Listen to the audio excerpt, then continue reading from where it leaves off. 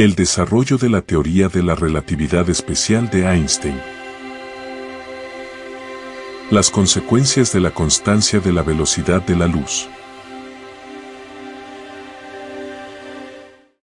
El principio de relatividad es uno de los dos postulados a partir de los cuales Einstein derivó las consecuencias de la teoría de la invariancia, popularmente llamada de la relatividad. El otro postulado se refiere a la velocidad de la luz y es especialmente importante cuando se comparan las observaciones entre dos marcos de referencia inerciales, aquellos marcos de referencia que están en reposo o se mueven con una velocidad uniforme relativa entre sí, ya que dependemos principalmente de la luz para hacer observaciones. El desarrollo de la teoría de la relatividad especial cautivó a muchos científicos y personas no relacionadas directamente con la física y la ciencia en general, por lo cual, muchas historias y mitos se elucubraron en torno a la figura de Einstein y su vida en general. Cuando Einstein dejó la secundaria, a la edad de 15 años, estudió por su cuenta para poder ingresar en el Instituto Politécnico Federal de Zúrich. Probablemente fue durante esta época cuando Einstein consideró por primera vez un experimento mental importante. Se preguntó, ¿qué pasaría si pudiera moverse lo suficientemente rápido en el espacio como para alcanzar un rayo de luz?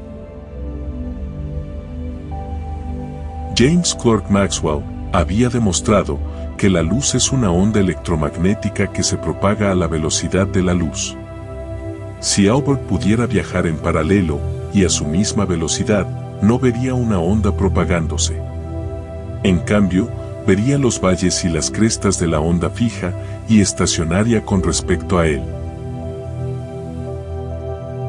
Esto contradecía la teoría de Maxwell en la que no era posible ese paisaje estacionario en el espacio libre.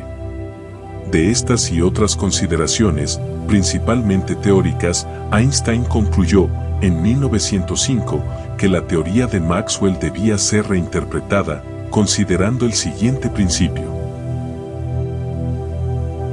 La velocidad de la luz tiene que ser exactamente la misma, debe ser una constante universal para todos los observadores, independientemente de si se mueven con velocidad constante respecto a la fuente de la luz.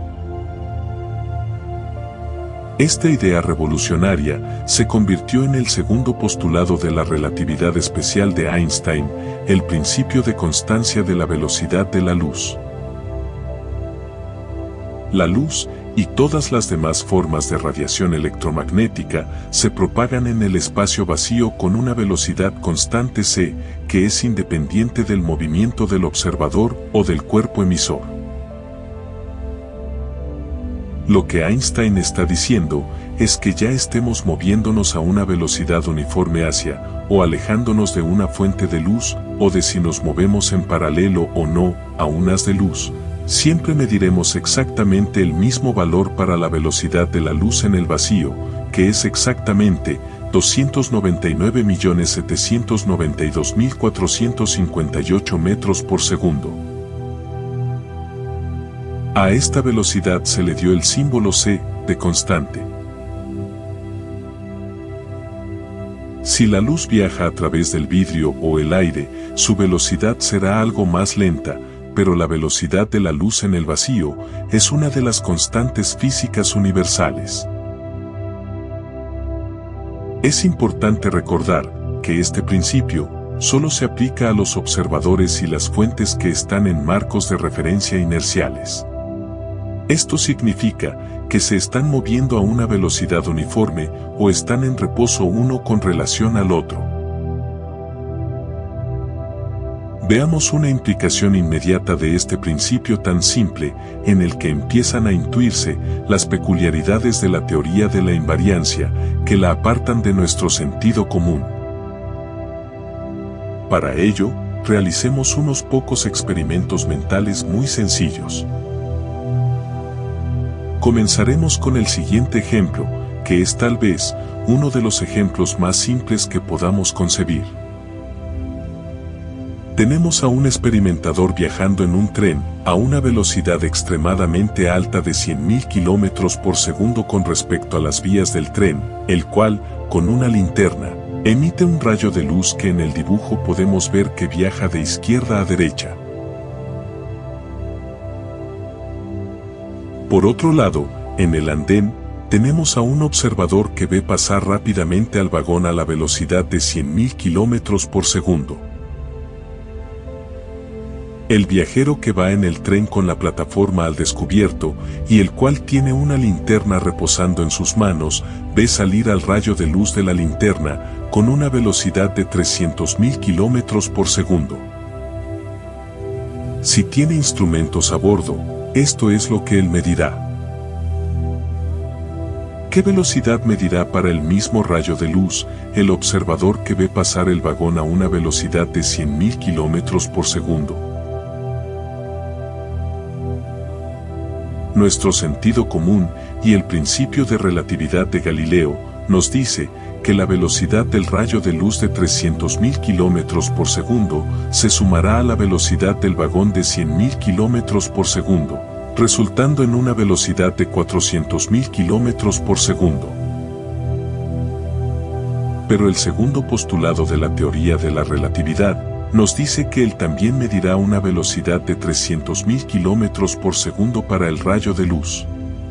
Ambos miden, para el mismo rayo de luz, una velocidad de 300.000 km por segundo. Entonces, ¿qué es lo que está sucediendo?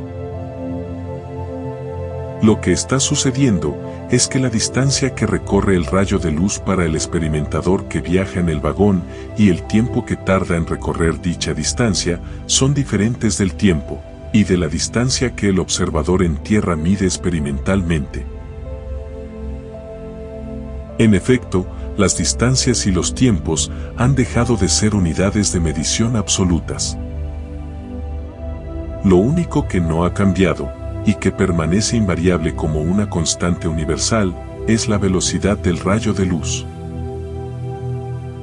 Aplicando los dos postulados de la teoría de la invariancia, el principio de relatividad y el principio de constancia de la velocidad de la luz en el vacío, a una situación similar al barco de Galileo, Einstein propuso un experimento mental extremadamente simple y que, sin embargo, proporcionó un primer resultado sorprendente. Descubrió que dos sucesos que ocurren simultáneamente para un observador pueden no ocurrir simultáneamente para otro observador en movimiento relativo con respecto a los sucesos. En otras palabras, la simultaneidad de los sucesos es un concepto relativo. El experimento mental de Einstein, en una versión actualizada, sería como sigue. Un observador, Luis, está estático al lado de una vía de ferrocarril perfectamente recta. Está situado en el punto medio entre dos puntos A y B. Imaginemos que sostiene un interruptor eléctrico que conecta cables de exactamente la misma longitud a dos linternas LED colocadas en A y B. Como se encuentra en el punto medio entre A y B, si cierra el interruptor, las linternas se encenderán y muy poco después de eso, Luis verá la luz de A y de B llegando a sus ojos en el mismo momento.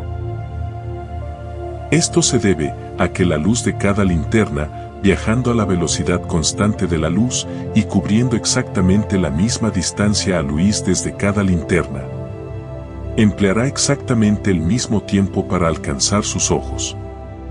Como es lógico, Luis concluye de todo ello, que las dos linternas se encienden simultáneamente. Ahora imaginemos a una segunda observadora, Mónica, de pie en un vagón plataforma, que viaja por la vía, a una velocidad uniforme muy alta desde A hacia B. Mónica y Luis han acordado que cuando Mónica llegue al punto medio exacto entre A y B, Luis activará inmediatamente el interruptor y encenderá las linternas. Mónica y Luis realizan el experimento. En el instante en que Mónica alcanza la posición del punto medio entre A y B, el interruptor se cierra, las linternas se encienden y Luis ve los haces de luz simultáneamente. Pero Mónica ve algo diferente. Para ella, los haces no ocurren simultáneamente. De hecho, le parece que la linterna en B se enciende antes que la que está en A. ¿Pero por qué ocurre esto? Como Mónica se desplaza muy rápidamente hacia B y se aleja igual de rápidamente de A, y como la velocidad de la luz es finita y exactamente la misma, independientemente del movimiento del observador, Mónica se encontrará con el haz de B antes que el haz de A la alcance. En consecuencia, verá el haz de B antes que el haz de luz de A.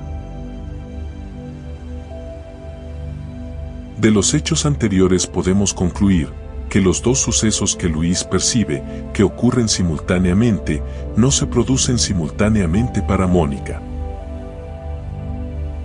Las razones de esta discrepancia son que la velocidad de la luz es la misma para ambos observadores y que cada observador se mueve de una manera diferente en relación con los sucesos en cuestión.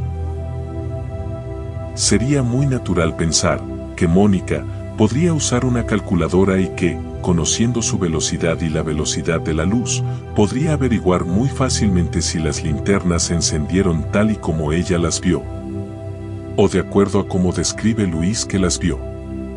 Sin embargo, si hace esto, y aquí viene la sutileza del experimento, entonces Mónica está afirmando una relación concreta entre los marcos de referencia. En otras palabras, está asumiendo que ella es el observador en movimiento y que Luis es el observador estacionario. Pero esta asunción de Mónica no es posible, ya que de acuerdo con el principio de relatividad, no hay ningún experimento que se pueda realizar dentro de un marco de referencia inercial, que revele si éste está en reposo o moviéndose a una velocidad uniforme. Nada impide, por tanto, que ella sea el observador estacionario, y Luis, parado al lado de la vía, ser el observador en movimiento. Si esto es así, entonces, Mónica puede afirmar que la linterna en B, en realidad, se encendió antes que la que está en A, y que Luis percibió que las dos se encendían simultáneamente, solo porque, desde el punto de vista de ella, Luis se estaba moviendo hacia A y alejándose de B. Por supuesto, Luis podría argumentar exactamente lo contrario, que él está en reposo y que es Mónica quien se está moviendo. Pero, ¿qué interpretación es la correcta? En contra de nuestro sentido común, resulta que no hay una interpretación correcta, porque no hay un marco de referencia preferido. Ambos observadores se mueven uno con relación al otro. Pueden ponerse de acuerdo a la hora de describir qué ocurrió realmente, pero solo si están de acuerdo en usar uno solo de los dos marcos de referencia, un acuerdo que es puramente arbitrario. Por consiguiente, el que un observador considere dos sucesos como simultáneos, esto es, que ocurren al mismo tiempo, depende del movimiento del observador. De aquí se sigue que el tiempo mismo también debería ser un concepto relativo al observador cuando se examina a la luz de los postulados de la teoría de la relatividad. Veamos qué le ocurre a la medición del tiempo cuando se tiene en cuenta la teoría de la invariancia. Para ello, seguiremos el argumento original de Einstein, que es sorprendentemente simple en el contexto de la tecnología actual. En este experimento, una observadora, Claudia está en una nave espacial moviéndose a una velocidad uniforme extremadamente rápida y en línea recta en relación con otra nave en la que está Oscar, que permanece estacionario. En la nave espacial de Claudia, es decir, en su marco de referencia, hay un reloj que mide el tiempo en intervalos precisos mediante el uso de un pulso de láser. El pulso viaja directamente desde un láser, golpea un espejo y se refleja. Cuando el pulso regresa al punto inicial, es detectado por un fotosensor, que registra entonces el tiempo transcurrido, al que llamaremos delta T sub m, que se corresponde con el tiempo de ida y vuelta al espejo, para luego emitir otro pulso. Como la velocidad de la luz es constante y la distancia que recorre es fija, el segundo pulso tarda exactamente la misma cantidad de tiempo, delta T sub m, para realizar el viaje de ida y vuelta según Claudia. Son estos intervalos de tiempo idénticos los que se usan como un reloj para medir el tiempo en la nave de Claudia. Dado que Claudia viaja a una velocidad uniforme, el principio de relatividad de Einstein le dice que el reloj se comporta exactamente como lo haría si estuviera en reposo.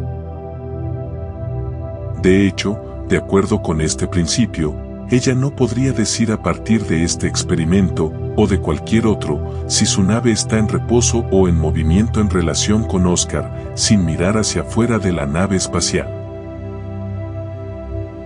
Pero para Oscar, que no está en el marco de referencia de Claudia, sino en el suyo propio, le parece que avanza rápidamente en línea recta con respecto a él. Por supuesto, podría ser que Oscar fuese quien se mueve hacia atrás, mientras que Claudia está estacionaria, pero la observación y el argumento que sigue serían los mismos. Al observar el reloj láser de Claudia, mientras su nave espacial pasa volando a su lado, ¿qué ve Oscar?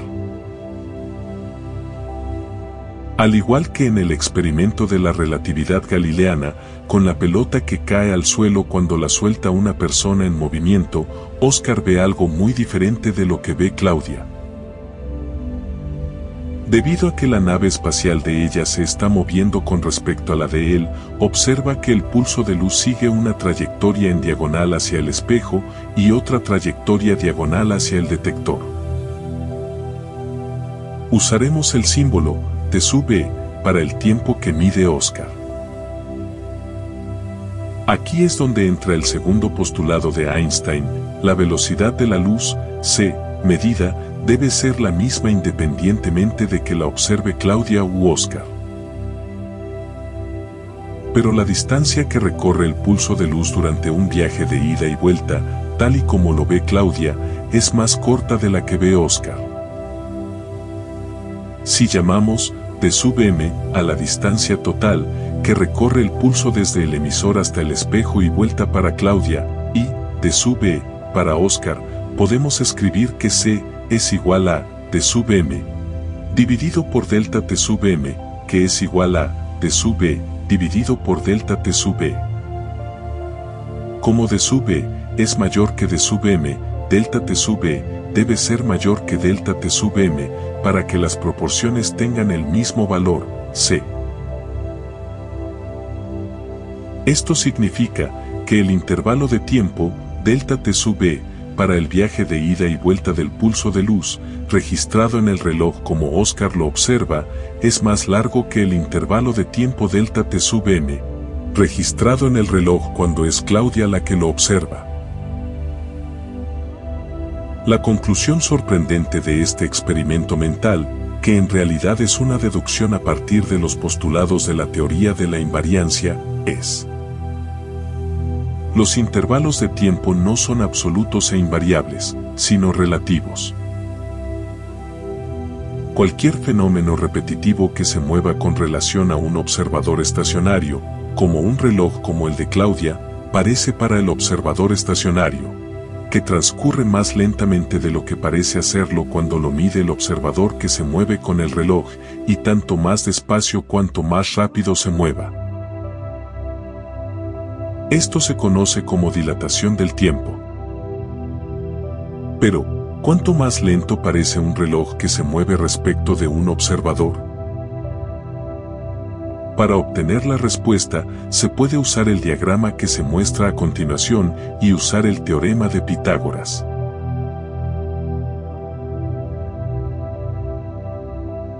Con un poco de álgebra básica, se obtiene la relación exacta entre el intervalo de tiempo transcurrido, registrado por un reloj que está estacionario con respecto al observador, como en el caso de Claudia, y el intervalo de tiempo transcurrido para el mismo fenómeno medido por alguien que observa el reloj en movimiento a una velocidad constante v, como en el caso de Oscar. El resultado viene dado por una ecuación muy sencilla, dada por delta t sub b es igual a delta t sub m dividido por la raíz cuadrada de 1 menos v al cuadrado dividido por c al cuadrado, que viene a decir que el intervalo de tiempo que observa Oscar es diferente del intervalo de tiempo que observa Claudia, para el mismo reloj, estacionario en el marco de referencia de ella, por el efecto de la velocidad constante v con la que Oscar observa que se mueve el marco de referencia de Claudia, su nave y todo lo que ésta contiene, incluido el reloj. Este efecto lo introduce el denominador raíz cuadrada de 1 menos v al cuadrado, dividido por c al cuadrado. ¿Cuánto más lento parece un reloj que se mueve respecto de un observador? La relación exacta entre el intervalo de tiempo transcurrido registrado por un reloj que está estacionario con respecto al observador, Claudia, y el intervalo de tiempo transcurrido para el mismo fenómeno, medido por alguien que observa el reloj en movimiento a una velocidad constante v, Oscar, la relatividad del tiempo, viene dada por esta sencilla ecuación.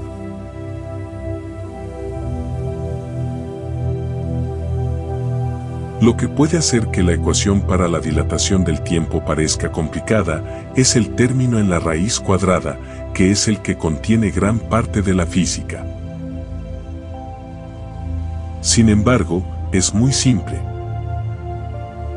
El símbolo c es la velocidad de la luz en el vacío, y v es la velocidad del reloj que se mueve en relación con el observador que mide el intervalo de tiempo transcurrido delta t sub b.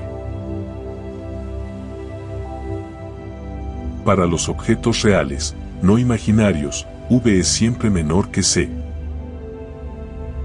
Por lo tanto, v dividido por c es siempre menor que 1 y, por consiguiente, también lo es v cuadrado dividido por c al cuadrado. Como v al cuadrado, dividido por c al cuadrado, se resta de 1, el resultado de esta resta siempre es un número positivo menor que 1. La raíz cuadrada de un número positivo menor que 1 es siempre un número menor que 1. De ahí que podamos afirmar que si Claudia se mueve, esto es, para una velocidad v no nula, delta t sub b será mayor que delta t sub m. En otras palabras, el tiempo pasa más rápido para Oscar, que está estacionario observando cómo Claudia se mueve a velocidad v, o, visto de otra manera, Oscar observa que el reloj en movimiento que acompaña a Claudia se mueve más lentamente. Obviamente, si v es igual a 0, entonces delta t sub b es igual a delta t sub m, esto es, dos observadores en reposo uno respecto al otro, miden el mismo paso del tiempo. Pero ¿qué ocurre a velocidades muy altas? Analicemos el siguiente ejemplo. Asumamos que la velocidad del reloj en movimiento es extremadamente alta, digamos 260.000 km por segundo, relativa a otro marco de referencia inercial. La velocidad de la luz en el vacío es constante y, redondeando, de 300.000 km por segundo. Cuando el reloj en movimiento registra un intervalo de tiempo de 1 segundo en su propio marco inercial, es decir delta t sub m es igual a 1 segundo. ¿Cuál es el intervalo de tiempo para alguien que mira el reloj pasar a la velocidad de 260.000 kilómetros por segundo?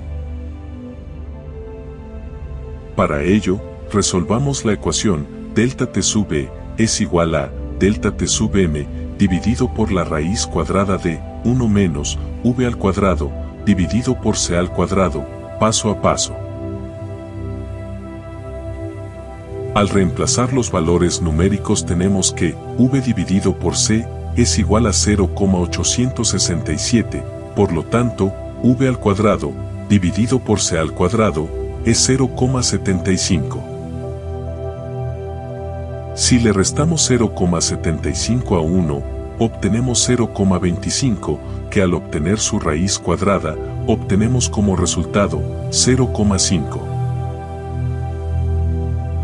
Por lo tanto, como delta T sub M es igual a 1 segundo, tenemos que delta T sub E es igual a delta T sub M dividido por 0,5, que finalmente nos da como resultado el valor de 2 segundos. Este resultado dice que un reloj que se mueve a 260.000 kilómetros por segundo y que registra un intervalo de 1 segundo en su propio marco inercial, a un observador en reposo en relación con el reloj le parece que va muy lento. Mientras la persona que viaja con el reloj registra un intervalo de 1 segundo, el observador en reposo medirá, con respecto a su propio reloj, el doble de tiempo, es decir, 2 segundos. Recordemos que el reloj no parece ralentizarse en absoluto a la persona que se mueve con el reloj, pero para el observador externo, el intervalo de tiempo se dilata considerablemente. ¿Qué sucede a velocidades ordinarias? Cabe señalar que en la situación anterior obtenemos un efecto de dilatación del tiempo de solo 2 veces, con una velocidad relativa de 260.000 kilómetros por segundo, casi el 87% de la velocidad de la luz. Para velocidades mucho más bajas, el efecto disminuye muy rápidamente, hasta que a velocidades ordinarias no es apreciable salvo en experimentos muy delicados. Debido a que el efecto es muy pequeño, la física de Newton todavía es útil para el mundo cotidiano de las velocidades normales para el que se construyó. Es falso afirmar que la teoría de la invariancia demuestre que la física de Newton deja de ser válida. La dilatación del tiempo pone de manifiesto que la física, cuando los cuerpos se mueven a velocidades cercanas a la de la luz, no puede ser tratada en los mismos términos y con los mismos conceptos de la física de Newton. Debemos abrir nuestras mentes a una nueva forma de interpretación de las leyes del universo. Y como esta nueva interpretación provocará un cisma en la propia concepción que tenemos del universo y finalmente en la relación de nuestra propia existencia con la estructura misma de la realidad.